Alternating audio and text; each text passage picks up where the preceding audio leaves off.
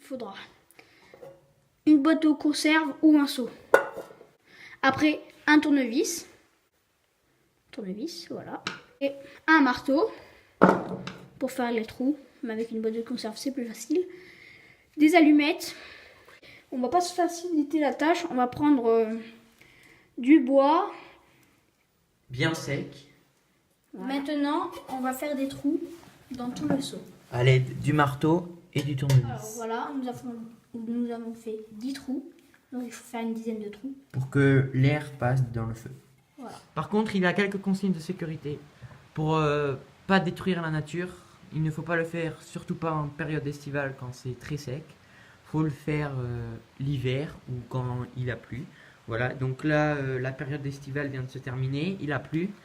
Vous voyez, c'est tout nuageux, il a plu, tout ça. On a pris quand même des consignes de sécurité. Donc il faudra se munir d'une bassine d'eau, on ne sait jamais. Un petit carton de petites brindilles de bois. Donc là, on met le bois, le petit bois, voilà. Donc maintenant, on va procéder à l'allumage. Donc vous allez allumer l'allumette.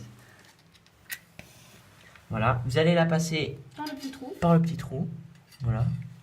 Bon, ça un peu raté. Vous allumez celle que vous venez de passer. Et ça prend tout seul.